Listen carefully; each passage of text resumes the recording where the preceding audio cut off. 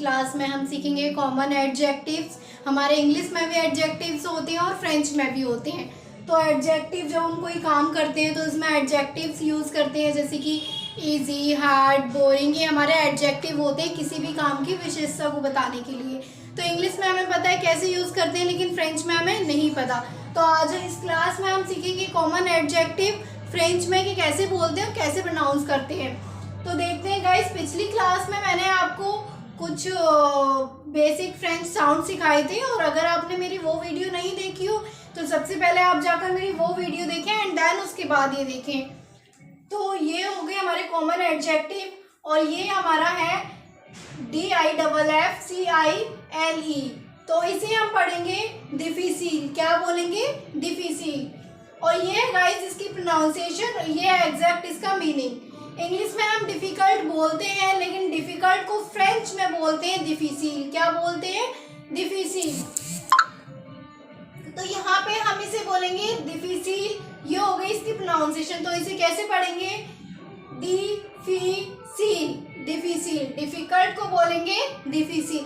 अगर कोई भी काम हम करते हैं और अगर हमें वो डिफिकल्ट लगता है तो हम वहाँ किसका यूज करेंगे? डिफिसिल का। नेक्स्ट आता है हमारा इजी। तो इजी, इजी को बोलते हैं हम फ्रेंच में फासिल। क्या बोलते हैं? फासिल। इजी को बोलते हैं हम फ्रेंच में फासिल।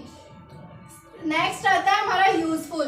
कोई भी काम होता है हमारे लिए, कोई भी चीज होती है जो कि हमारे लिए बहुत यूजफुल होती है, तो हम उसे क्या बोलेंगे? उतिल। क्या बोलेंगे? उतिल। यूजफुल को बोलेंगे हम उतिल। गाइस प्रोनाउंसिएशन पर ध्यान देना। ये लिखा हुआ तो आप फिर भी देख लोगे बाद में, लेकिन प्रोनाउंसिएशन पर बहुत ध्यान देना, आपको बिल्कुल कंफ्यूज नहीं होना। तो यहाँ यूजफुल को हम फ्रेंच में बोलेंगे उतिल। ये हमारा फ्रेंच में लिखा हुआ है। यूजफुल को फ्रेंच में लिखते हैं ऐसे, और ये इसकी प्रोनाउंसिएशन है। सिर्फ साउंड मैंने यहाँ आपको समझाने के लिए लिखी हुई है ताकि आप यहाँ से मिला के इसको पढ़ सके।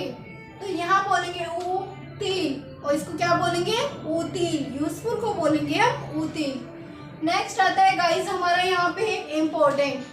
तो इम्पोर्टेंट को क्या बोलते हैं हम फ्रेंच में? इम्पोर्टेंट को बोलते हैं इम्पोर्टेंट। क्या बोलते हैं? इम्पोर्टेंट। ये क्या बोलेंगे इसे, इसकी प्रोनाउंसिएशन को? इम्पोर्टेंट।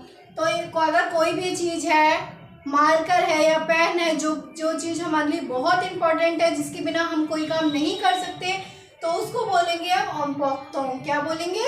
इम्पोर्टेंट। नेक्स्ट आता है गाइस हमारी बोरिंग।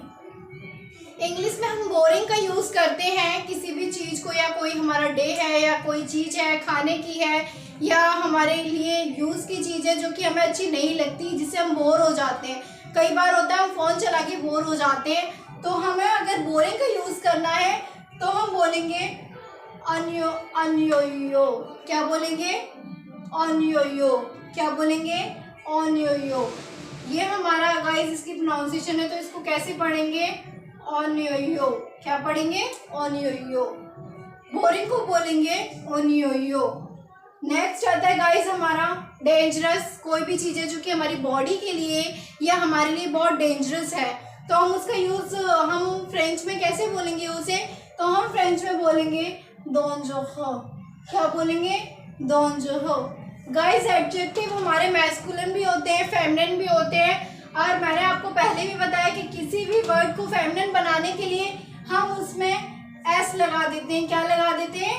एस लगा देते हैं, या लास्ट में ई लगा देते हैं। तो अगर हम इसमें लगा देंगे ई और या फिर एस, तो ये हमारा फेमिनिन बन जाएगा। तो हम इसे क्या बोलेंगे? इम्पोर्टेंट। क्या बोलेंगे? इम्पोर्टेंट। तो गाइस ये हमारा मैस्कुलिन होता है, लेकिन किसी भी वर्ड के पीछे अगर हम ई लगा दें या एस लगा दें तो वो हमारा हो जाता है फेमिनिन। मैंने आपको पहले भी बताया है। तो ऐसे ही हमारा ये dangereux है, इसको भी हम फेमिनिन बना सकते हैं अगर हम फेमिनिन के लिए यूज कर रहे हैं। तो डेंजरस को हम बोलेंगे dangereux। क्या बोलेंगे? dangereux। डेंजरस को बोलना है हमें dangereux। नेक्स्ट आता है हमारा इंटरेस्टिंग। कोई चीज़ है जो कि हमें बहुत इंटरेस्टिंग लगती है, कोई सॉन्ग है सुनने में या खाने में या घूमने में, कोई भी चीज़ है, अगर हम इंटरेस्टिंग एडजेक्टिव का यूज़ करते हैं तो हमें फ्रेंच में बोलना है इंटरेस्टिंग। क्या बोलना है? इंटरेस्टिंग। फ्रेंच में बोलना है ऑन्ट्रेसों। नेक्स्ट आता है गाइस हमारा एक्साइटिंग। किसी भी चीज़ के लिए जब हम बहुत एक्साइटेड होते हैं और हमें एक्साइटिंग का यूज़ करना है तो हम फ्रेंच में बोलेंगे पासियोनो। क्या बोलेंगे? पासियोनो। गाइस एक्साइटिंग को लिखना है ऐसे, ये है इसकी प्रोनाउंसिएशन, इसको हम पढ़ेंगे पासियोनो, पासियोनो। तो ये हो गए हमारे एडजेक्टिव जो कि हम किसी भी जब कोई काम करते हैं तो उसकी विशेषता बताने के लिए कि ये हार्ड है या इजी है या फिर ये बोरिंग है या फिर इंटरेस्टिंग है, किसी भी काम की विशेषता बताने के लिए हम एडजेक्टिव का यूज़ करते हैं, जो कि ये फ्रेंच में मैंने आपको बताया। गाइस अगर कुछ भी समझ ना आया हो तो आप मुझे कमेंट करके पूछ सकते हैं, और अगर आपको मेरी वीडियो अच्छी लगी हो तो लाइक शेयर एंड कमेंट करना बिल्कुल ना भूलें। मैं मिनी शर्मा मिलूंगी आपसे अपनी अगली क्लास में। Bye bye, take care.